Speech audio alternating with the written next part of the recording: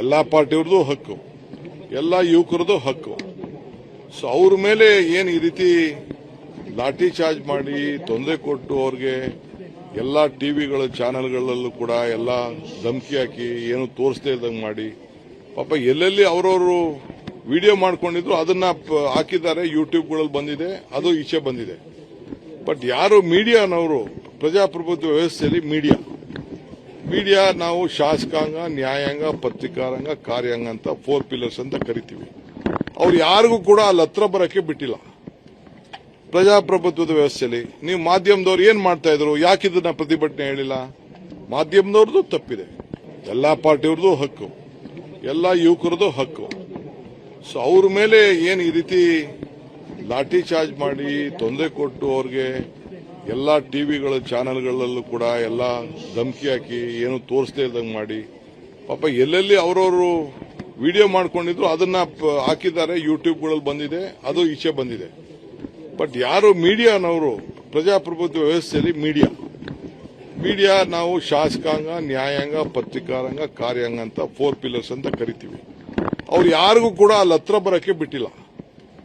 ಪ್ರಜಾಪ್ರಭುತ್ವದ ವ್ಯವಸ್ಥೆಯಲ್ಲಿ ನೀವು ಮಾಧ್ಯಮದವ್ರು ಏನ್ ಮಾಡ್ತಾ ಇದ್ರು, ಯಾಕಿದನ್ನ ಪ್ರತಿಭಟನೆ ಹೇಳಿಲ್ಲ? ಮಾಧ್ಯಮದವ್ರದ್ದು ತಪ್ಪಿದೆ. ರಾಜೀನಾಮೆ ಕೊಡುತ್ತಲ್ಲಿ ಏನ್ ತಪ್ಪಿದೆ? ಒಬ್ಬ ರಾಜೀನಾಮೆ ಕೊಟ್ಬಿಟ್ರೆ ಏನಾಗೋಗ್ತದೆ?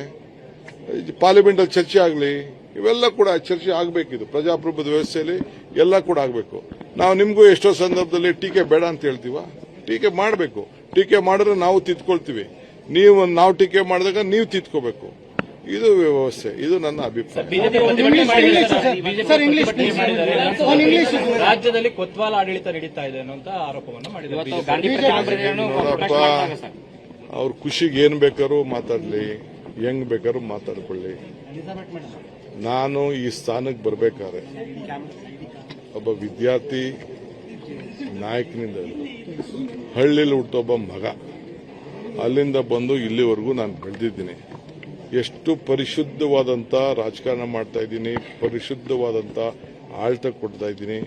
ಅದನ್ನ ಅವ್ರ ಕೈಲಿ ಸಹಿಸ್ಕೊಳಕ್ಕಾಗಲಿಲ್ಲ ಅಂದ್ರೆ ಅವ್ರು ಬಿಟ್ಟಿದ್ದಾರೆ. ನಿನ್ನೆ ಏನು ಘಟನೆ ನಡೆದಿದೆ, ನಾನು ಸರಿ ಅಂತ ನಾನು ಹೇಳುದಿಲ್ಲ. ಬಟ್ ಬಿಜೆಪಿಯವರು ಹಿಂದೆ ಏನೇನು ನಡೆದಿತ್ತು ಅಂತ ಲೆಕ್ಕ ಇಟ್ಕೊಳ್ಬೇಕು. ಹಿಂದೆ ಎಲ್ಲೆಲ್ಲಿ ರೈಫಲ್ ಸಿಕ್ತು, ಎಲ್ಲೆಲ್ಲಿ ಲಾಠಿ, ಇದು ಕತ್ತಿ, ಲಾಂಗು, ಮಚ್ಚು ಸಿಕ್ತು, ಪೊನ್ನಂಪೇಟೆ ಶಾಲೆ ಪಕ್ಕದಲ್ಲಿ ಏನಾಯ್ತು, ಇವೆಲ್ಲ ಕೂಡ ರೈಫಲ್ಗಳು ಸಿಕ್ಕಿದ್ದು, ಇವೆಲ್ಲ ಕೂಡ ನಿಮ್ದು ಎಲ್ಲ ಹಿಸ್ಟ್ರಿಗಳೆಲ್ಲ ಇದೆ. ನಾನು ಅದೆಲ್ಲ ಕರೆಕ್ಟು ಅಂತ ಹೇಳೋದಿಲ್ಲ. ಇಲ್ಲ ಅವ್ನು ಯಾರೋ ಮೊಟ್ಟೆ ಹೊಡೆದು ಕರೆಕ್ಟು ಅಂತ ನಾನು ಹೇಳುದಿಲ್ಲ. ನಾನು ಮೊಟ್ಟೆ ಹೊಡೆದು ಕರೆಕ್ಟು ಅಂತ ನಾವು ಹೇಳುದಿಲ್ಲ. ಕಾನೂನು ರೀತಿ ಏನು ಕ್ರಮ ಕೈಗೊಳ್ಳಬೇಕು ನಮ್ಮ ಹೋಮ್ ಮಿನಿಸ್ಟರ್ ಆಗಲೇ ತಿಳಿಸಿದ್ದಾರೆ. ಯಾರೋ ಒಬ್ಬರ ಮೇಲೆ ಮಾಡುತ್ತಲೇ ಇಲ್ಲ. ಪ್ರಜಾಪ್ರಭುತ್ವದ ಹಕ್ಕಿ ಇರ್ತದೆ.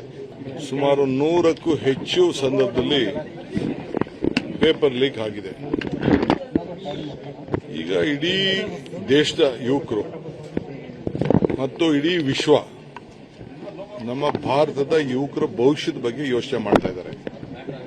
ಯಾಕೆಂದ್ರೆ ಇದು ಭಾರತ ಟ್ಯಾಲೆಂಟ್ ಹಬ್.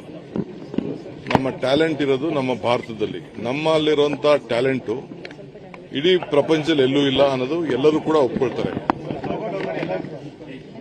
ಅಂತ ಸಂದರ್ಭದಲ್ಲಿ ಕ್ವಾಲಿಟಿ ನಾವು ಮೇಂಟೈನ್ ಮಾಡಿಲ್ಲ ಅಂದ್ರೆ, ಈ ರೀತಿ ಪೇಪರ್ ಲೀಕ್ಗಳು ಆಯ್ತು ಅಂತಂದ್ರೆ, ಇದಕ್ಕೆ ಯಾರೂ ಜವಾಬ್ದಾರಿ ತೆಗೆದುಕೊಳ್ಳಿಲ್ಲ ಅಂತಂದ್ರೆ ಯಾರು ಹೊಣೆ? ಇದು ಪ್ರತಿಭಟನೆಯನ್ನ ತಮ್ಮ ಸ್ವಂತ ಇಚ್ಛೆಯಿಂದ ಮಕ್ಕಳ ಭವಿಷ್ಯಕ್ಕೆ ಹಾಳಾಗ್ತಾ ಇದೆ ಅಂತ ಹೊರಟಿದ್ದಾರೆ.